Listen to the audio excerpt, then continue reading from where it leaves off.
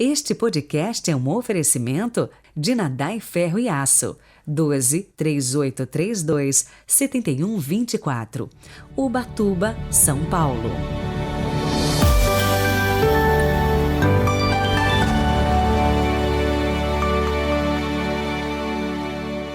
Olá, sejam bem-vindos à solenidade de São José, esposo de Maria. Hoje é sábado, 19 de março de 2022. A liturgia hoje se veste de branco para celebrar a santidade de São José, padroeiro da Igreja Católica no mundo inteiro. E para nos ajudar a contemplar o pai adotivo de Jesus, São João Bosco nos dá uma frase muito simples, mas um bom conselho.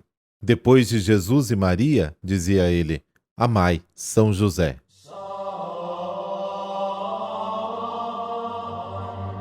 Pelo sinal da Santa Cruz, livrai-nos Deus, nosso Senhor, dos nossos inimigos.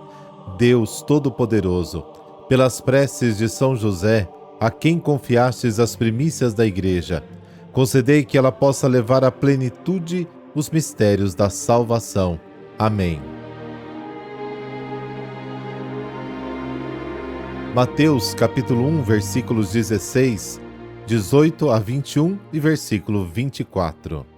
O Senhor esteja convosco, Ele está no meio de nós. Proclamação do Evangelho de Jesus Cristo segundo Mateus. Jacó gerou José, o esposo de Maria, da qual nasceu Jesus, que é chamado Cristo. A origem de Jesus Cristo foi assim. Maria, sua mãe, estava prometida em casamento a José, e antes de viverem juntos, ela ficou grávida pela ação do Espírito Santo. José, seu marido, era justo e, não querendo denunciá-la, resolveu abandonar Maria em segredo.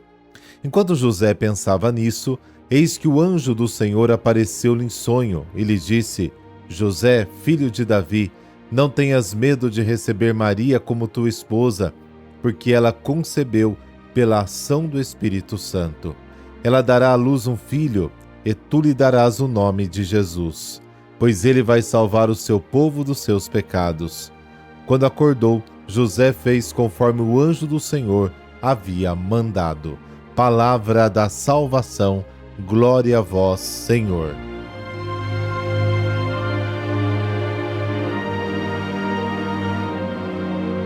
O trecho do Evangelho de hoje é retirado do primeiro capítulo de Mateus, que faz parte da seção relativa à concepção, nascimento e infância de Jesus. O centro de toda a história é a pessoa de Cristo. Deve-se ter em mente que o Evangelho revela uma teologia da história de Jesus. Portanto, ao nos aproximarmos da Palavra de Deus, devemos apreender sua mensagem escondida sob os véus da história sem nos perdermos. Com efeito, este texto está ligado à genealogia de Jesus, que Mateus compôs com a intenção de sublinhar a sucessão dinástica de Jesus, o Salvador do seu povo. Mateus capítulo 1. Todos os direitos hereditários da linhagem davídica são conferidos a Jesus por José, o filho de Davi, que é o seu pai legal. Para o mundo bíblico e hebraico, a paternidade legal era suficiente para conferir todos os direitos da linhagem em questão. Tem aí a lei do levirato, da adoção, que está lá em Deuteronômio 25.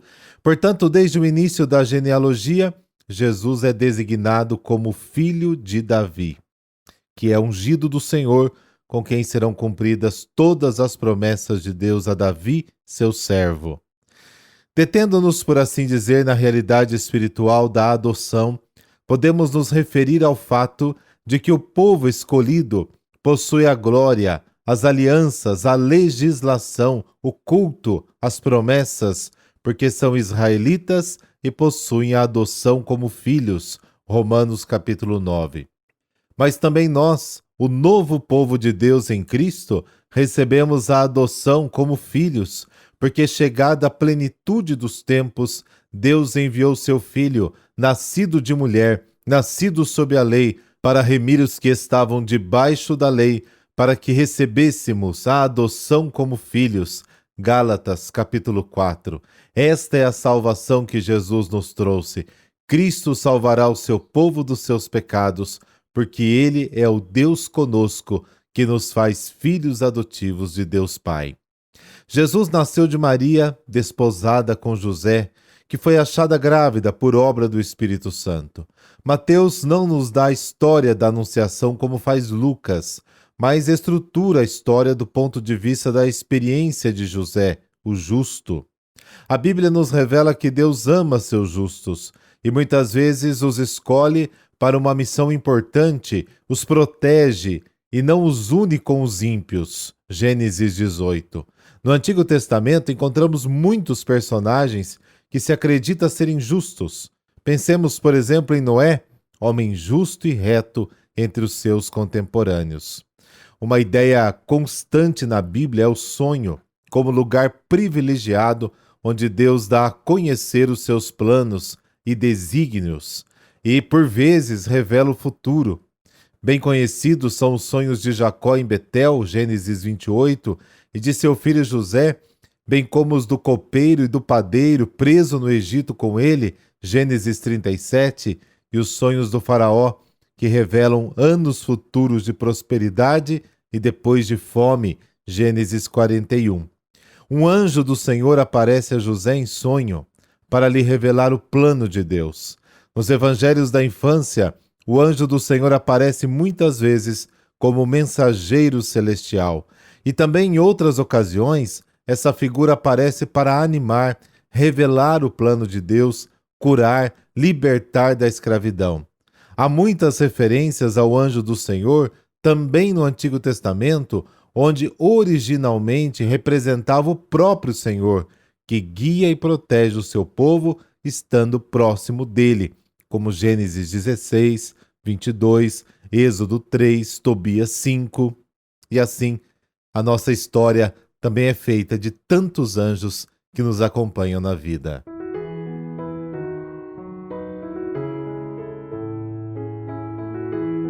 Glorioso São José, esposo de Maria. Pouco conhecemos sobre a vida de São José, unicamente as rápidas referências transmitidas pelos evangelhos. Este pouco, contudo, é o suficiente para destacar seu papel primordial na história da salvação.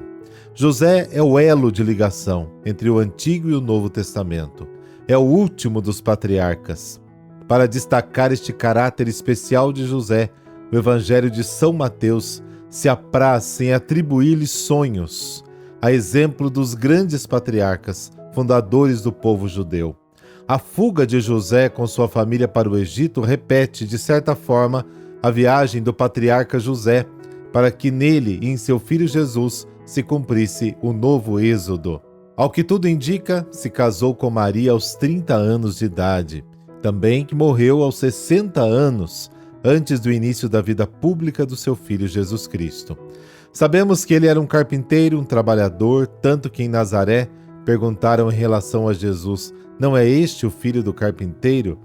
Ele não era rico, tanto que quando ele levou Jesus ao templo para ser circuncidado e Maria para ser purificada, ele ofereceu o sacrifício de um par de rolinhas ou 2 pombinhos, permitido apenas àqueles que não tinham condições de comprar um cordeiro. A missão de José na história da salvação consistiu em dar a Jesus um nome, fazê-lo descendente da linhagem de Davi, como era necessário para cumprir as promessas. Sua pessoa fica na penumbra, mas o Evangelho nos indica as fontes de sua grandeza interior. Era um homem justo, de uma fé profunda, inteiramente disponível à vontade de Deus, alguém que esperou contra toda esperança. Sua figura quase desapareceu nos primeiros séculos do cristianismo, para que se firmasse melhor a origem divina de Jesus. Mas já na Idade Média, São Bernardo, Santo Alberto Magno e Santo Tomás de Aquino lhe dedicaram tratados cheios de devoção e entusiasmo. Desde então, seu culto não tem feito senão crescer continuamente. Pio IX declarou o padroeiro da Igreja Católica no mundo inteiro. Leão XIII propunha como advogado dos lares cristãos.